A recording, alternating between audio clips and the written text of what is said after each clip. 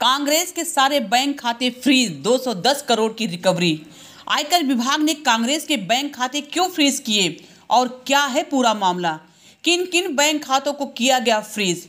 Youth Congress के account freeze होने पर राहुल गांधी क्यों हुए नाराज पीएम पर? ITAT से पार्टी को क्या राहत मिली? अगर राहत मिली, क्या राहत से कांग्रेस को होगा फायदा? जानिए आयकर विभाग की कांग्रेस पर कार्रवाई की पूरी कहानी। नमस्कार, आप देख रहे हैं आगाज एक्सप्रेस न्यूज। मैं सुधा सिंह। आयकर विभाग ने देश की सबसे बड़ी विपक्षी पार्टी कांग्रेस के सभी बैंक खाते फ्रीज कर दिए थे, जिसकी शिकायत पार्टी ने आयकर अपीलीय न्यायाधिकरण में की थी। शिकायत के कुछ घंटों बाद ही ITAT ने पार्टी के बैंक खातों को बहाल कर दिया, लेकिन इसके बावजूद कांग्रेस की समस्या खत्म नहीं हुई है। आइए जानते हैं कि पूरा मामला क्या है, कांग्रेस के बैंक खाते क्यों फ्रीज हुए थे और अभी क्या स्थिति है। कांग्रेस को 2 दिन पहले ही यह जानकारी मिली कि उसके द्वारा जारी चेक बैंक स्वीकार नहीं कर रहे हैं। इसकी जांच की गई तो पार्टी को पता चला कि कांग्रेस और यूथ कांग्रेस बैंक खाते फ्रीज हैं। इसके साथ साथ आयकर विभाग के पार्टी पर 210 करोड़ रुपए का जुर्माना लगाने की भी जानकारी मिली। इस कार्रवाई के बाद कांग्रेस ने दावा किया कि उसके पास बिजली भरने और कर्मचारियों को वेतन देने तक के पैसे नहीं हैं। कांग्रेस ने कहा कि जो खाते फ्रीज हुए थे उनमें जमा पैसे ऑनलाइन क्राउड फंडिंग के जरिए इकट्ठा किए गए थे। कांग्रेस ने इसे लोकतंत्र पर हमला बताया और चुनाव से ठीक पहले मुख्य विपक्षी पार्टी पर इस कार्रवाई पर सवाल खड़े किए, उनसे सड़कों पर उतरने की धमकी दी थी। कांग्रेस ने आरोप लगाया कि भाजपा खुद असंवैधानिक चुनाव बॉन्ड का लाभ उठा रही है और अपने विरोधियों के खातों को फ्रीज कर रही है। दरअसल वित्तीय वर्ष 2018-2019 का आयकर रिटर्न देरी से दायर करने के कारण कांग्रेस पर यह कार्रवाई हुई है। पार्टी को 31 दिसंबर 2019 तक बैंक खातों का विवरण और रिटर्न दायर कर देना था।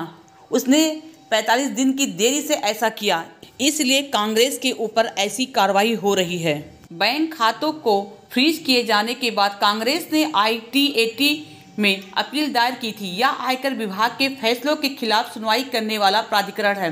इस अपील के बाद ITAT ने कांग्रेस के सभी खातों को इस्तेमाल करने की अनुमति दे दी, लेकिन इस पर आगे सुनवाई चलती रहेगी।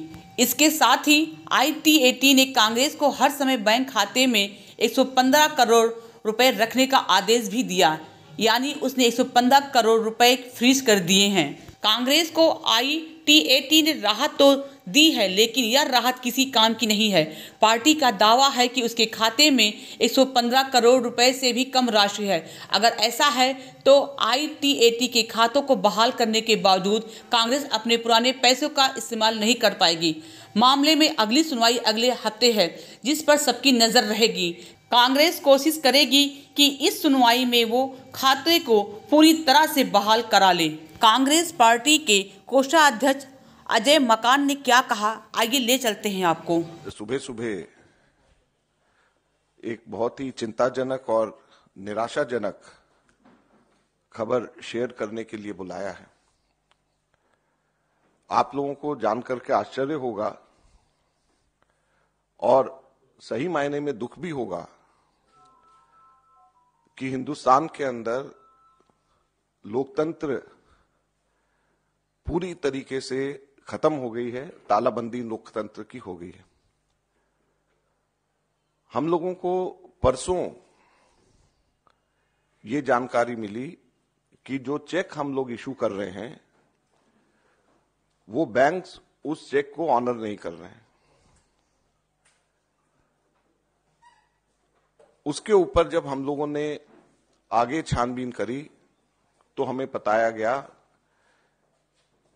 कि देश की मुख्य ऑपोजिशन पार्टी के सारे अकाउंट्स फ्रीज कर दिए गए हैं। कांग्रेस पार्टी के अकाउंट्स पर तालाबंदी हो गई है। कांग्रेस पार्टी के अकाउंट्स फ्रीज कर दिए गए हैं। हमारे देश में लोकतंत्र पर तालाबंदी हो गई है और ये कांग्रेस पार्टी के अकाउंट्स फ्रीज नहीं हुए हैं, हमारे देश में डेमोक्रेसी फ्रीज हुई है। हैरानी की बात यह है कि जब 2 हफ्ते केवल यह हफ्ता चुनाव घोषणा के लिए रह गए हों, ऐसे समय में प्रमुख ऑपोजिशन पार्टी के अकाउंट फ्रीज करके यह सरकार क्या दिखाना चाहती है और किस आधार पर फ्रीज करे गए हैं, मैं आपको बताना चाहूंगा तो वो हास्यास्पद है।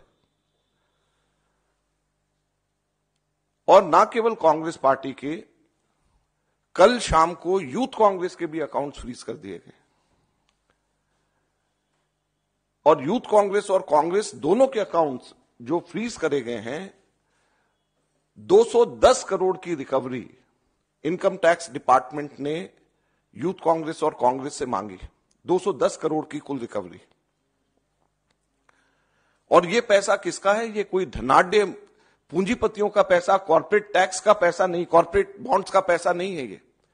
ये पैसा जो कांग्रेस पार्टी के अकाउंट्स में है वो ऑनलाइन जो हम लोगों ने क्राउड फंडिंग जो करा है उसका पैसा पड़ा हुआ है। लगभग 25 करोड़ रुपया हमारा इकट्ठा हुआ है जो हमारे देश के अंदर, जिसमें 95% से भी ज्यादा पैसा 100 रुपए से भी कम यूपीआई से लोगों ने जमा कराया है। यूथ कांग्रेस का जो पैसा है, यूथ कांग्रेस की मेंबरशिप ड्राइव का पैसा है और वो पैसा इनकम टैक्स ने, भारत सरकार ने फ्रीज कर दिया है। हैरानी और दुख की बात है। और दूसरी तरफ जो कॉर्पोरेट बॉन्ड्स का पैसा जो सुप्रीम कोर्ट ने जिसको अनकॉन्स्टिट्यूशनल कर दिया है, वो भारतीय जनता पार्टी के पास में वो पूरा पैसा है और उसको वो खर्च कर रही है। तो लोकतंत्र कहां पे हमारे देश के अंदर जिंदा रहेगा?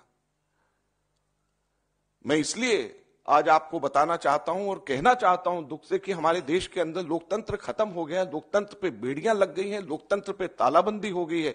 ये कांग्रेस के अकाउंट के ऊपर तालाबंदी या बेड़ियां नहीं है, ये लोकतंत्र के ऊपर तालाबंदी और बेड़ियां हैं। चुनाव से 2 हफ्ता पहले अगर किसी भी पॉलिटिकल पार्टी के अकाउंट जब फ्रीज हो जाते हैं, उसके ऊपर तालाबंदी हो जाती है, तो ये लोकतंत्र के लिए इससे ज्यादा चिंता और दुख की बात नहीं हो सकती।